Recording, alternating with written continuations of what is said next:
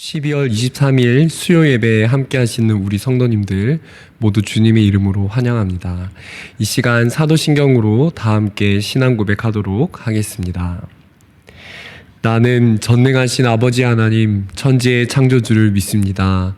나는 그의 유일하신 아들 우리 주 예수 그리스도를 믿습니다.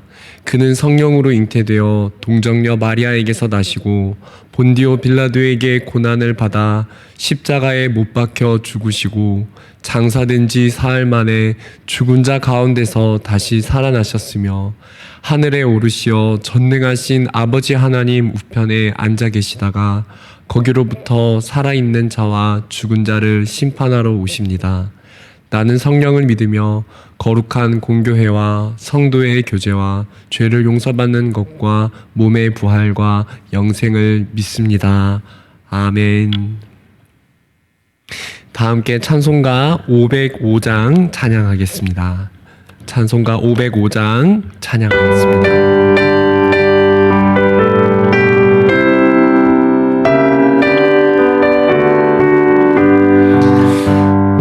세상 위하여 나 복음 전하리 만 백성 모두 나와서 주 말씀 들으라 죄 중에 빠져서 헤매는 자들아 나 님의 음성 듣고서 너 구원 받으라 전하고 기도해 매일 증인 되리라 세상 모든 사람 다 듣고 그 사랑 알도록 온 세상 위하여 이 복음 전하리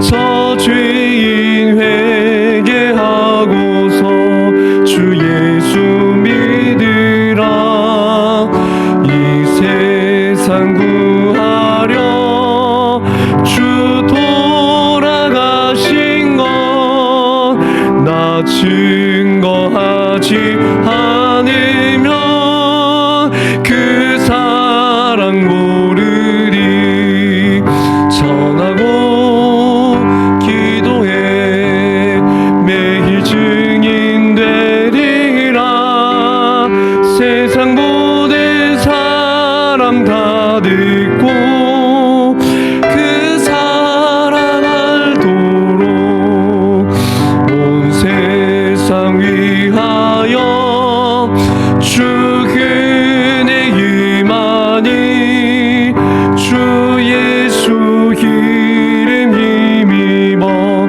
이 복음 전하자 먼 곳에 나가서 전하지 못해도 나 어느 곳에 깃든지 내 기도 힘쓰리 전하고 기도해 매일 증인 되리라 세상 모든 사람 다 듣고 그 사랑 알도록 아멘. 함께 기도하시겠습니다. 사랑의 주님, 오늘 이 시간 주 안에서 가족된 우리 모두가 각자 처소에서 주님을 찬미하고 예배드리게 하여 주심을 감사드립니다. 하나님, 예수 그리스도의 보혈의 은혜로 우리의 모든 죄를 사하시사 우리로 하여금 이 그리스도의 보혈을 십자가를 의지해 하나님의 은혜의 보좌 앞에 담대히 나아감을 얻게 된 우리의 이 은혜를 인하여 하나님 오늘 우리가 감사합니다. 하나님 오늘 우리에게 주신 이 예배의 시간들이 너무나도 귀하고 우리가 마음껏 원하는 환경에서 주님을 찬양하고 예배할 수는 없지만 이 모든 것이 그래도 주님의 은혜이고 우리가 말씀을 들을 수 있는 것에 감사하고 감격하며 오늘 이 시간을 주님께 드리기를 원합니다.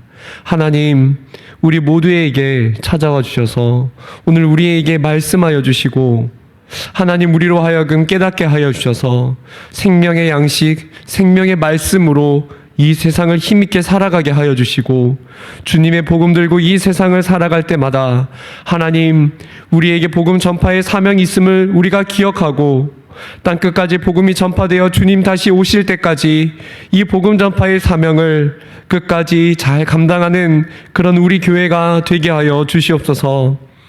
하나님, 오늘 이 시간 우리에게 깨닫게 하시고 성령으로 인도하실 하나님을 우리가 믿고 감사드리며 이 모든 말씀을 예수님의 이름으로 기도드립니다. 아멘. 함께 하나님 말씀을 봉독하겠습니다. 오늘 말씀은 요한복음 1장 19절에서 28절까지 말씀입니다. 요한복음 1장 19절에서 28절까지 말씀 봉독하도록 하겠습니다. 유대인들이 예루살렘에서 제사장들과 레위인들을 요한에게 보내어 내가 누구냐 물을 때에 요한의 증언이 이러하니라. 요한이 드러내어 말하고 숨기지 아니하니 드러내어 하는 말이 나는 그리스도가 아니라 한데 또 묻되 그러면 누구냐 내가 엘리야냐 이르되 나는 아니라 또 묻되 내가 그 선지자냐 대답하되 아니라 또 말하되 누구냐 우리를 보낸 이들에게 대답하게 하라. 너는 내게 대하여 무엇이라 하느냐? 이르되 나는 선지자 이사야의 말과 같이 주의 길을 곧게 하라고 광야에서 외치는 자의 소리로라 하니라. 그들은 바리새인들이 보낸 자라. 또 물어 이르되 내가 만일 그리스도도 아니요 엘리야도 아니요 그 선지자도 아닐진데 어찌하여 세례를 베푸느냐?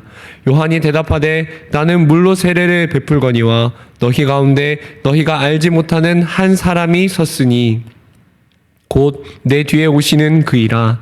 나는 그의 신발끈을 풀기도 감당하지 못하겠노라 하더라. 이 일은 요한이 세례 베풀던 곳 요단강 건너편 베다니에서 일어난 일이니라. 아멘.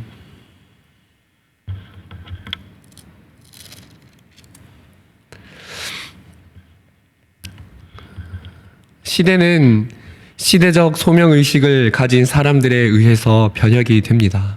또 영향을 받습니다. 또 그에 따라 사람이 살아나기도 합니다. 코로나 사태와 같이 시대적인 문제가 대두되거나 나라 안이 그늘질 때마다 시대적 소명의식을 가진 자들이 일어나게 됩니다. 특히 지금 이 시대 속에는 의사와 간호사들이 특별한 사명의식을 가지고 현장에 투입된다는 소식을 듣곤 합니다. 최근에는 코로나 검사를 하는 현장에 추위까지 더해져 어려움이 더해지기도 합니다. 그럼에도 불구하고 자기 사명을 다하는 자들이 있기 때문에 우리는 코로나라는 시대적 문제를 함께 이겨나갈 수 있는 것입니다. 우리나라가 아닌 태국에서는 과거 2014년 쿠데타로 군부 정권이 들어서 6년이 지난 오늘 태국의 수많은 청년들이 군부 정권에 항의를 하면서 민주화를 이루기 위해서 거리에 뛰쳐나온 일들도 있었습니다. 그들은 한국말로 포스터를 만들어서 우리도 한국이 민주주의를 이룬 것처럼 우리도 이루고 싶다고 외치면서 인터넷에서 태국의 사정을 온 세계에 알리고 있습니다. 그렇습니다. 이처럼 사람은 시대적 문제에 반응하게 돼 있으며 각자 위치에서 할 수 있는 시대적 사명 의식으로의 반응이 일어나는 것을 우리는 볼 수 있습니다. 신구약 중간기에도 유대 민족의 회복을 꿈꾸며 군사 반란을 일으킨 마카비우스라는 사람도 있습니다. 그는 유대 민족을 과거와 같이 독립시키기 위해서 군사 반란을 일으킨 인물이었습니다. 메시아를 기다리고 유대 민족의 부흥을 꿈꾸던 사람들은 마치 그 사람이 기대했던 역할을 하는 것처럼 그렇게 여기기도 하였습니다. 성도님들, 사람은 어디서나 어느 시대건 각자 시대적인 문제를 만날 때마다 자기의 위치 속에서 자기가 해야 하는 사명이 무엇인지를 이렇게 발견하곤 합니다.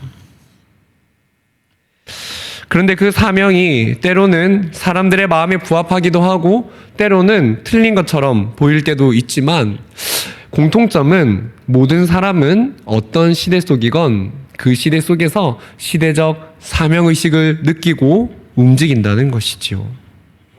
성도님들, 오늘 우리는 시대적인 환경 속에서 어떤 사명에 반응하고 있습니까? 나는 어떤 사명을 이루기 위해서 말을 하고 행동을 하는 그런 삶을 살고 있습니까? 더 나아가서 우리는 무엇을 위해 행동을 하고 살아가고 있는지를 생각해 보아야 합니다.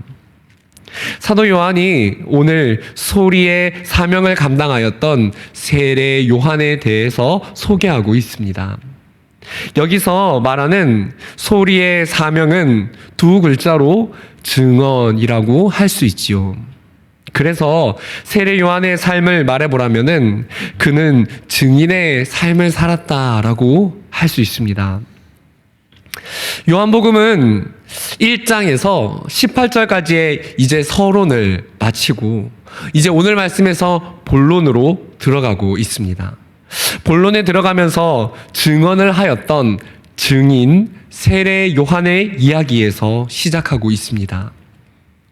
그런데 더 놀라운 것은 요한복음이 본론을 들어갈 때 증인에 대해서 이야기를 했는데 요한복음 마지막 결론에 다다르면 그 마지막에서 또한 증인이 되어서 증언의 사명을 감당하게 되는 베드로의 이야기로 끝난다는 것입니다. 그렇습니다. 요한복음은 시작과 끝이 증언 이야기로 되어 있는 것이지요. 그리고 사도 요한이 이 책을 정리하면서 요한복음 21장 24절에서 이렇게 말을 합니다. 이 일들을 증언하고 이 일들을 기록한 제자가 이 사람이라 우리는 그의 증언이 참된 줄 아노라. 그렇습니다. 요한복음은 책 전체에서 증언에 대해서 말을 하고 있고요. 증언의 중요성에 대해서 말해주고 있습니다. 더불어서 증언의 삶, 소리의 사명이란 세례 요한뿐만 아니라 그리스도를 따르는 모든 자들이 해야 할 사명임을 이 요한복음 전체를 통해서 알려주고 있는 것입니다. 그래서 오늘 우리는 시대적 사명의 증언, 시대적 사명은 곧 소리의 사명이라는 것을 알아야 합니다. 그리고 우리가 말하는 이 소리만이 그리스도를 증거하고 예수님을 나타내는 이 소리만이 시대적인 대안이 될 수 있으며 이것이 우리가 해야 할 일임을 확신할 수 있어야 합니다. 어떻습니까? 그렇다면 소리의 사명은 어떻게 감당하는 것일까요? 우리가 소리의 사명을 감당해야 될 텐데 소리의 사명은 어떻게 감당을 할 수 있는지 오늘 세례 요한은 메시아를 고대하던 유대 민족의 신구약 중간기를 깨고 나와서 소리의 사명을 감당하고 있습니다. 이 말씀을 함께 살펴보며 주님이 주시는 은혜와 영적 교훈을 받기를 원합니다. 소리의 사명은 어떻게 감당하는 것입니까? 첫 번째입니다. 우리 함께 읽어보실까요? 첫 번째, 시작. 내가 누군지 명확히 아는 것입니다.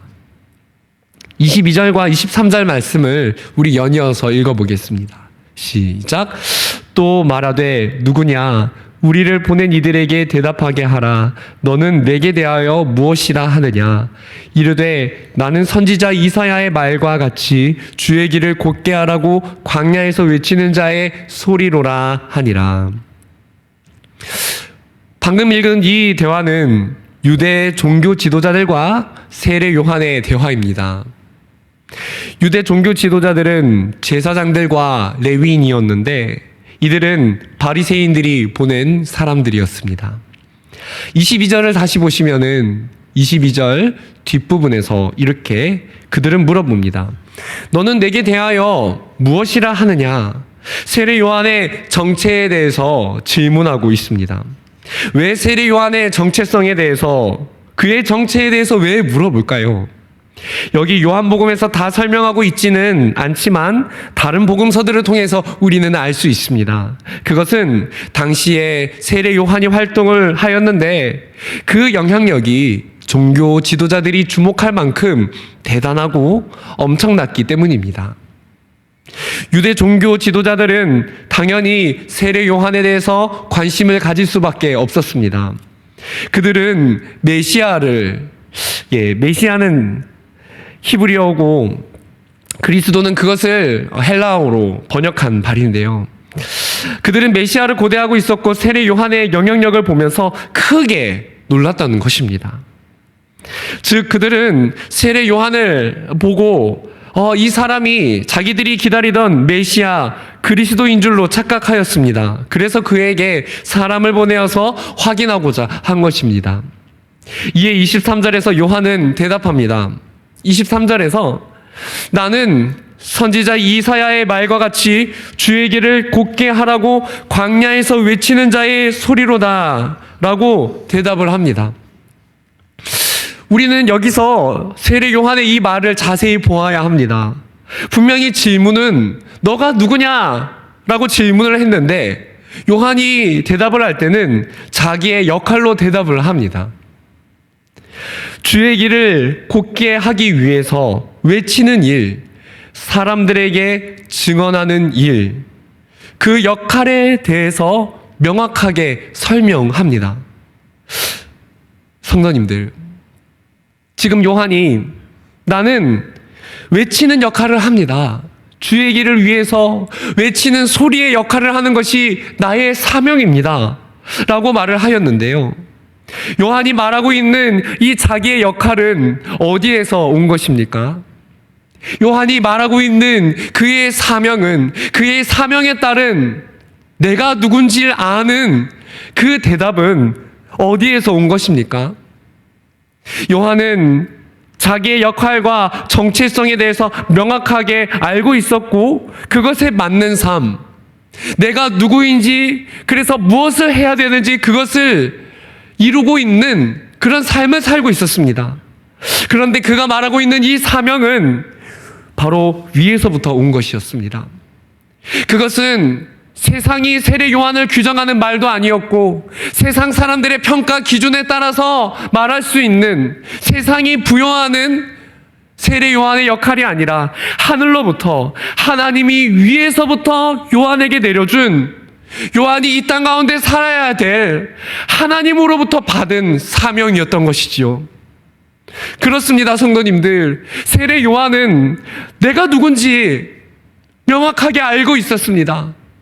한 걸음 더 나아가 하나님께서 명하신 내가 누군지, 하나님께서 명하신 삶을 살아야 하는 내가 누군지 그것을 명확하게 알고 있었다는 것이지요. 즉 요한은 이 땅에서의 관심과 일이 아니라 하늘로부터 주어지는 하나님이 내게 주신 이 땅에서의 삶에 대한 정체성에 대해서 명확하게 아는 사람이었다는 것이지요. 세례 요한이 신구약 중간기를, 침묵기를 깨고 나와 소리의 사명으로 이 시대를 감당하고 이 시대에 해야 할 역할을 잘 할 수 있었던 것은 바로 이것입니다. 이 땅 위에서 나를 설명하는 역할과 모습이 아닌 바로 위에서 내려온 하나님께서 나에게 주신 사명을 알고 그것에 흔들리지 않았기 때문입니다. 사랑하는 성도님들, 오늘 나는 누구입니까? 오늘 내가 누구인지 아는 것은요, 매우 중요합니다. 이 세상의 많은 사람들은 위가 아닌 아래, 하늘이 아닌 땅에서 말하고 땅에서 주어지는 자기의 정체성을 가지려고 합니다. 그러나 우리는 땅이 아닌 하늘에서 내려오는 우리의 사명과 정체성에 주목해야 할 것입니다. 그래서 내가 누군가는 이 세상의 가치 기준이 아니라 내가 누군가 하는 것은 하나님이 나에게 알려주시는 것이 진짜인 것입니다. 우리가 어지러운 세상을 이길 수 있는 힘도 내가 누군지 알 때에 나오는 것입니다. 마음이 무너지고 흔들리려고 할 때, 그럴 때가 있습니다. 행동을 마음대로, 기분대로 하고 싶을 때에도 우리는 내가 누구인지 알 때에, 하늘에서 내려온 내 삶의 사명, 내가 어떻게 살아야 되는지, 내가 누구인지를 알 때에 우리는 소리의 사명, 증인다운 삶을 살게 되는 것이지요. 심지어 이 땅의 가치로 내게 좋지 않은 일이 일어날 때에 우리가 요동하지 않을 수 있는 이유는 무엇입니까? 우리는 세상이 말하는 나가 아닌 주님이 나에게 부여하신 나라는 그런 사람의 사명이 무엇인지 알기 때문에 우리는 위로부터 내려온 사명과 정체성에 따라 사는 것입니다. 성도님들, 이 세상을 살아갈 수 있는 힘은 내가 누구인지 정확하게 알 때 그 힘이 생겨나는 줄 믿으시기를 바랍니다. 세상에 혼미하여서 때로 우리 마음을 힘들게 할 때 다시 그 안개를 헤쳐서 내가 누구인지를 명확하게 해보기를 원합니다. 그러면 회사에서요, 가정에서, 사회에서, 교회에서 지금 내가 해야 할 증인으로서의 일과 사명이 더 명확하게 보일 것입니다. 그것이 소리의 사명을 감당하는 첫 번째 길입니다. 다음으로 두 번째입니다. 우리는 소리의 사명을 어떻게 감당해야 합니까? 우리 두 번째 함께 읽어보겠습니다. 두 번째 시작. 그분이 누군지 명확히 아는 것입니다. 그렇습니다. 저는 앞서 첫 번째로 소리의 사명을, 우리가 그리스도인으로서 이 세상을 살아가려면 첫 번째 내가 누군지를 명확하게 알아야 된다고 말씀을 드렸고, 두 번째는 우리는 그분이 누군지를 명확하게 알아야 합니다. 우리 조금 긴데요, 25절부터 27절까지 말씀을 우리 한번 같이 읽어보도록 하겠습니다. 25절 시작. 또 물어 이르되 내가 만일 그리스도도 아니요 엘리야도 아니요 그 선지자도 아닐진데 어찌하여 세례를 베푸느냐. 요한이 대답하되 나는 물로 세례를 베풀거니와 너희 가운데 너희가 알지 못하는 한 사람이 섰으니 곧 내 뒤에 오시는 그이라. 나는 그의 신발끈을 풀기도 감당하지 못하겠노라 하더라. 세례 요한이 재차 묻는 사람들의 말에 다시 대답을 하였습니다. 그러나 이번에 그는 자기에게 이 사명을 부여하신 진짜 그리스도에 대해서 말하면서 자신과 그리스도를 비교하고 있습니다. 26절을 다시 보시면은 26절 중간 부분에 너희 가운데 너희가 알지 못하는 한 사람이 섰으니 라고 말한 다음에 바로 그분이 어떤 분이신지를 27절에서 이어서 말합니다. 27절에서 요한은 하나님이 어떤 분이신지를 자기와 비교될 수 없을 정도로 크신 분임을 설명하며 그리스도를 누구신지 명확하게 아는 지식을 설명하고 있습니다. 요한이 27절에서 말을 하지요. 나는 그의 신발끈을 풀기도 감당하지 못하겠노라. 당시 종들은 주인의 신발을 들고 챙기기도 하였습니다. 그래서 요한이 지금 말하고 있는 이 말의 의미는 나는 그분의 종이 되는 것도 정말 감당하지 못할 만한, 정말로 하나님과 그리스도와 나는 비교되고 나는 정말로 작은 사람이 돼. 그리스도는 정말로 높으신 분이십니다 라고 말하는 것입니다. 요한이 어떤 사람이었습니까? 세례 요한은 당대의 사람들이 그를 그리스도인 줄 착각할 정도의 큰 영향력을 가진 사람이 아니었습니까? 그러나 그는 그런 능력조차도, 그런 영향력조차도 하나님께서 그런 일을 맡기시고 종으로 부르신 그 사실에 대하여서도 온전하게 겸손한 사람이었습니다. 그가 겸손할 수 있었던 이유가 무엇입니까? 그것은 그분이 누구신 줄 알았기 때문이지요. 그가 자기 자신을 높이고 교만하지 않았던 것은 그분이 누구신지를 명확하게 알았기 때문에 자기에게 있는 모든 능력과 자신에게 있는 그 영향력이 그 일을 맡기신 하나님으로부터 왔다는 것을 알기 때문에, 즉 그는 내가 누구인지를 아는 동시에 하나님이 누구인지를 명확하게 아는 사람이었다는 것입니다. 그렇습니다, 성도님들. 요한은 그분이 누구신지 명확하게 알았기 때문에 나는 그리스도가 아니라고 겸손하게 말할 수 있었습니다. 신약시대에 이처럼 소리의 사명을 감당한 사도 바울이라는 사람도 있지요. 바울이 고린도전서 9장 15절과 16절에서 이렇게 말합니다. 고린도전서 9장 15절 16절을 보면은 나는 사도 중에 지극히 작은 자라 내가 하나님의 교회를 핍박하였으므로 사도라 칭함을 받기에 감당치 못할 자로다. 그러나 나의 나 된 것은 하나님의 은혜로 된 것이니 내게 주신 그의 은혜가 헛되지 아니하여 내가 모든 사도보다 더 많이 수고하였으나 내가 아니오 오직 나와 함께 하신 하나님의 은혜로라. 그렇게 많은 언변의 능력과 지성을 가지고 있으며 교회를 세우는 큰 역할을 했던 바울의 고백이 이것입니다. 이것은 내가 한 것이 아닙니다. 오직 나와 함께 하신 하나님의 은혜입니다. 바울이 이렇게 겸손할 수 있는 이유가 무엇입니까? 그는 내가 누군지를 알았고 하나님이 누구신지, 하나님의 은혜가 얼마나 큰 것인지 그것을 명확하게 알았기 때문에, 그 능력을 주신 하나님의 은혜가 얼마나 큰 줄 알았기 때문에 그가 겸손하게 하나님을 높일 수 있었던 것이죠. 그렇습니다, 성도님들. 소리의 사명은 누가 감당할 수 있습니까?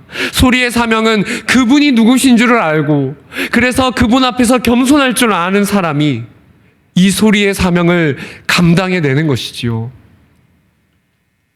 하나님이 누구신지를 잊어버리지 않는 사람이 겸손할 수 있고요. 하나님이 누구신지를 잊어버리지 않는 사람이 내 능력이 내 것이 아니라 하나님의 것이라 말할 수 있는 것이지요. 사랑하는 성도님들, 오늘 나는 그분이 누구신지, 우리는 그분을 인정하고 있습니까? 우리는 이 말씀 앞에 하나님을 안다고 말하지만 우리는 그분을 정확하게 알고 있는지, 정말 우리는 몸소 우리는 그분을 알고 높이고 있는지 우리 자신을 늘 돌아볼 수 있어야 합니다. 이 세상을 울리는, 작게는 나의 가정에서 시작하여 내가 속한 모든 곳까지 그곳을 울리는 소리의 사명이라는 것은 하나님을 알고 겸손한 사람만이 감당할 수 있기 때문에 우리는 늘 자신을 돌아볼 수 있어야 합니다. 하나님을 아는 사람은요, 반드시 하나님 앞에 겸손하게 되어 있습니다. 마치 세례 요한이 그의 능력과 영향력 앞에서도 겸손할 수 있었던 것처럼 말이지요. 우리는 하나님이 우리에게 주신 능력이 드러날 때마다 소리의 사명을 감당해야 합니다. 이것은 내 것이 아닙니다. 이것을 주신 하나님은 내가 감히 받을 수 없는 은혜와 직분을 베푸셨습니다. 그렇게 우리는 주님이 누구신지를 알고 주님을 드러내야 합니다. 우리가 교회에서 봉사의 직무를 감당하여도, 우리가 하나님께서 주신 많은 재산과 명예를 받는다고 하여도 우리가 겸손할 수밖에 없는 이유가 무엇입니까? 그분이 누구신지 잘 알기 때문입니다. 그래서 우리는 함부로 내가 이것을 했다, 이것이 내가 잘한 것이다, 내가 참으로 대단하다고 감히 말할 수 없는 것이지요. 그런 말과 행동은 언제 나오냐면요, 우리에게 은혜를 주신 높으신 하나님을 제대로 알지 못하거나, 우리가 하나님을 알았지만 우리의 마음이 교만해져서 하나님을 잊고 있을 때, 그래서 하나님의 자리에 앉는 월권의 행동을 하고 있을 때 그런 행동이 나오는 것입니다. 소리의 사명이란 진정으로 하나님이 누구신지를 알고 하나님의 자리와 영역을 월권하지 않는 세례 요한과 같은 겸손이 있을 때 이루어지게 될 것입니다. 이 말은 곧 시대적인 사명을 이루는 사람이란 겸손한 사람이라는 것이지요. 그러므로 성도님들, 우리는 오늘 이 말씀을 통해 마음의 교훈을 새길 수 있어야 됩니다. 하나님을 안다는 것, 우리가 위에 계신 그분을 안다는 것은 곧 겸손하다는 것입니다. 겸손함으로 소리의 사명을 잘 감당할 수 있기를 바랍니다. 이 어지러운 세상에 시대적 사명은 누가 감당하는가? 가정을 새롭게 하고 교회를, 나의 직장의 터를 새롭게 할 수 있는 그런 소리의 사명자가 될 수 있기를 축원드립니다. 나 자신이 누구인지를 명확하게 알고 하나님을 알고 겸손할 수 있는 우리 성도님들은 반드시 시대적 소리의 사명에 쓰임받게 될 것입니다. 우리는 교회 안의 일에서도 생각해 볼 수 있어야 됩니다.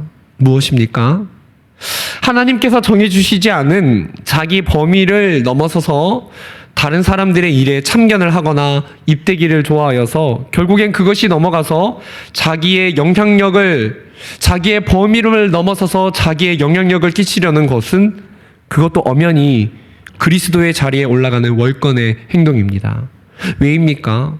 모든 질서는 하나님이 부여하셨기 때문에 이 모든 권한은 하나님께 속해 있기 때문입니다. 하나님은 모든 일의 지경을 정해주셨고 그 안에서 자기 역할에 충실하게 하셨습니다.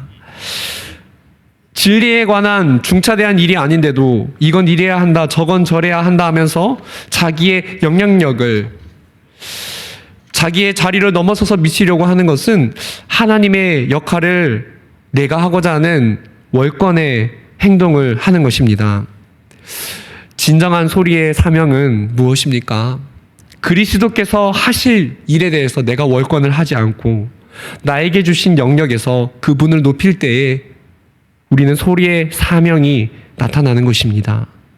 성도님들, 오늘 이 말씀을 마음에 잘 새겨서 우리 모두 하나님이 누구신지를 인정하며 겸손하게 소리의 사명을 잘 감당하기를 원합니다.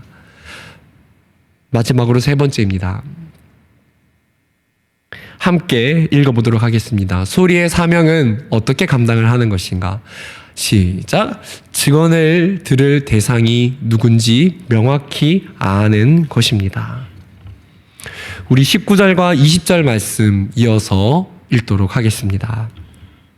유대인들이 예루살렘에서 제사장들과 레위인들을 요한에게 보내어 내가 누구냐 물을 때에 요한의 증언이 이러하니라. 요한이 드러내어 말하고 숨기지 아니하니 드러내어 하는 말이 나는 그리스도가 아니라 한데. 방금 우리가 읽은 19절과 20절은 요한복음의 본격적 본론이 시작되는 첫 부분입니다. 이전 18절까지는 요한복음 전체의 주제를 약수라는 서론격에 해당하는 부분이었습니다. 그런데 오늘 이 본론의 첫 내용은 부정적인 내용을 담고 있습니다.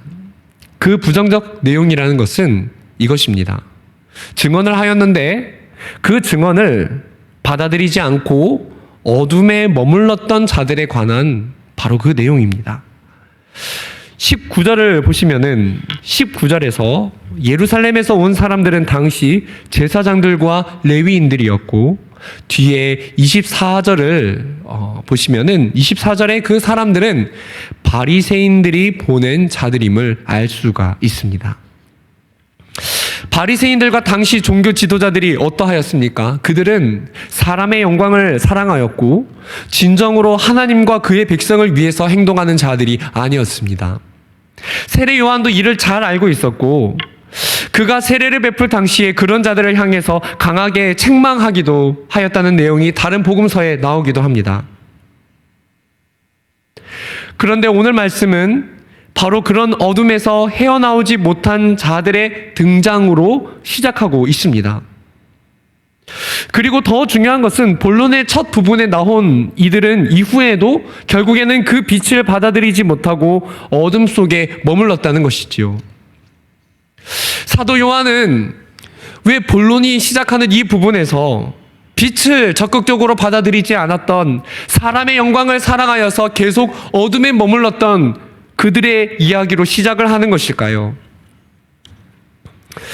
이들은 타락한 자들이었고 세례 요한에게 찾아온다 할지라도 그것은 자기 외에 다른 영향력 있는 세력을 경계하고자 하는 불순한 동기를 가지고 찾아오는 그런 마음이 타락한 자들이었습니다. 즉, 그들은 선한 자들이 아니라 복음 앞에 나오긴 하여도 악한 자들이었습니다. 그런데 오늘 말씀을 보시면은 본론의 시작 부분인데, 바로 이 시작 부분에서 세례 요한이 바로 이 불순한 동기를 가진 자들에게, 이후에도 끝끝내 회개하지 않았던, 마음의 악함을 가지고 있었던 이들에게 처음에 복음을 전하는 장면에서 본론이 시작하고 있다는 것입니다. 세례 요한은 그들이 복음을 받아들일 동기로 오지 않았거나 다른 목적으로 왔다 할지라도 그들에게 예수 그리스도를 증언하는 모습을 보입니다. 우리는 세례 요한의 모습에서 알 수 있습니다. 그는 증언을 들어야 할 대상이 누구인지를 명확히 알았던 것입니다. 우리는 신앙생활을 하면서, 그리고 교회 내에서 사람들을 돌보면서 때로는 사람을 구분할 때가 있습니다. 그렇지 않습니까? 전도를 하면서 복음을 잘 들을 것 같지 않은 사람을 아예 구분을 하거나, 교회 내에서도 말을 잘 듣지 않는 사람들을 구분하는 일들도 때로는 우리 마음에 있습니다. 한마디로 말해 우리는 그런 생각을 종종 한다는 것이죠. 하나님 앞에서 악하다고 생각하거나 영적으로 심히 타락했다고 생각하는 사람들에 대해서는 관심을 가지지 않거나 그들에게 바로 이 소리의 사명을 다하지 않는 경우들이 종종 있다는 것입니다. 그런데 오늘 요한복음의 본론이 어떻게 시작하고 있습니까? 요한복음의 본론의 첫 시작이 바로 그런 자들에게 세례 요한이 복음을 설명하는 이야기로 시작한다는 것이지요. 그리고 오늘 말씀 다음 설교 내용에서는 복음을 잘 받아들였던 그런 선한 사람들의 이야기로 계속 연결이 됩니다. 베드로, 안드레, 나다나엘의 이야기지요. 오늘 우리는 이 본론의 첫 부분을 통해서 무엇을 알 수 있습니까? 세례 요한은 사람을 가리지 않고 복음을 전하였다는 것입니다. 왜냐하면 아무리 악한 사람이라고 할지라도 그 사람마저도 복음의 기회와 소리를 얻어야만 하는 자이기 때문입니다. 오늘 말씀은 선한 동기와 목적을 가진 사람들은 아니지만 그 소리를 확인하러 요한에게 찾아가는 것으로 본론이 시작하고 있습니다.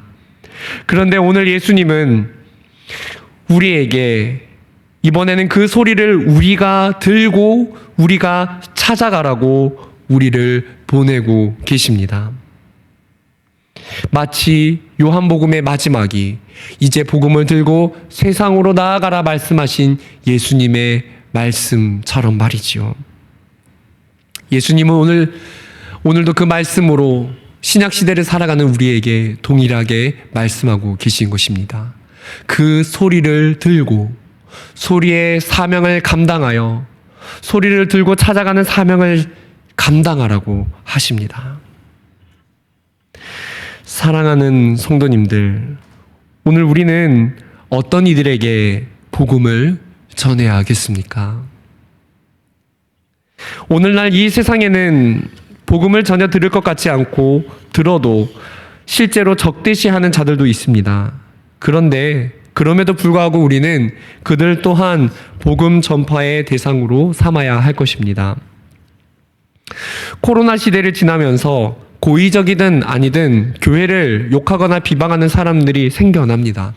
특히 실제 교회 안에서 일어난 일보다 더 부풀려서 과장되게 말하거나 바로 이것을 기회로 삼아서 분위기를 몰아가는 사람들이 있을 수도 있습니다. 그러나 우리는 그래도 준비해야 합니다. 그런 이들에게마저도 복음을 말할 수 있는, 사람을 가리지 않고 모든 이들에게 복음을 말할 수 있는 그런 준비를 하고 있어야 합니다. 이런 시대에 복음이 전파될 수 있겠냐 생각할 수 있습니다. 물론 그렇습니다. 그러나 하나님은 이 소리의 사명이 주님의 사명인 줄 알고 준비하는 모든 성도님들에게 시대적인, 시기적인 기회를 반드시 허락하실 것입니다. 왜냐하면 소리의 사명은 이 세상 끝날까지의 사명이고 이것이 다 전해져야 종말이 오기 때문입니다.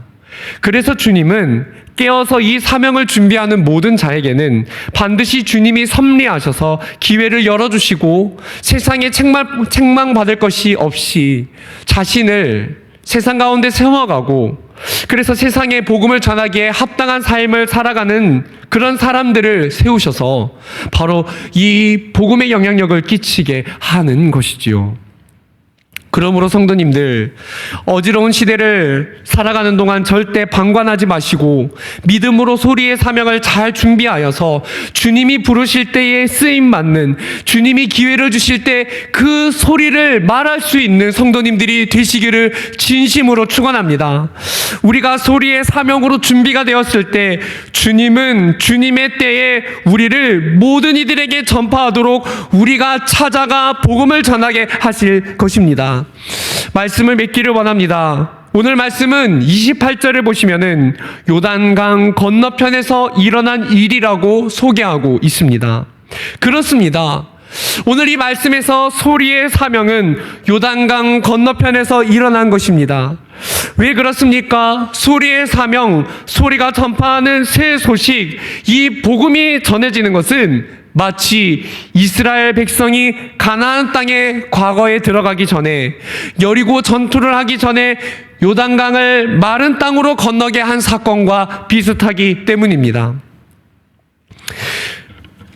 과거 여호수아 시대에 그들은 안식을 얻기 위해 요단강을 건너갔지요. 오늘 요단강에서 행해진 이 말씀 속의 세례 요한 사건의 이 말씀은 바로 이 세상의 모든 사람들이 과거 이스라엘처럼 요단강을 건넜던 것처럼, 요단강을 건너가 안식을 얻었던 것처럼 이제 우리로 하여금 요단강을 건너 새 안식으로 들어가야 한다는 것을 알려주는 것입니다. 찬양에도 이런 찬양이 있지 않습니까?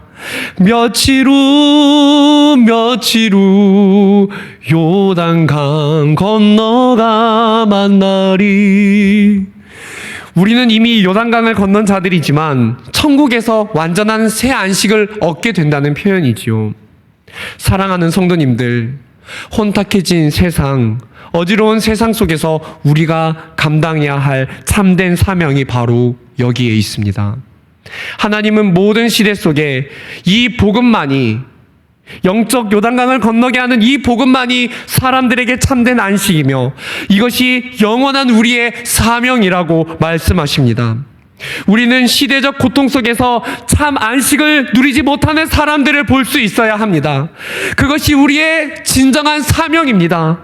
그것이 시대적으로 우리가 감당해야 될, 우리가 깨어서 바라보아야 할, 요단강을 건너지 못하는 그들을 인도해야 되는 우리의 사명인 것이지요. 성도님들, 이 시간 우리가 마음의 확신을 가지고 나아가기를 원합니다. 우리가 가진 복음은 시대를 살리게 될 것입니다. 복음은 영원한 시대적 대안입니다. 오늘 우리가 이것을 확신하여 위로부터 임한 나의 사명과 이름을 가지고 증인의 사명을 잘 감당해내시는 귀한 그런 우리 모두가 되기를 주님 이름으로 축원합니다. 함께 오늘 말씀을 기억하면서 우리 기도의 자리로 나아가기를 원합니다.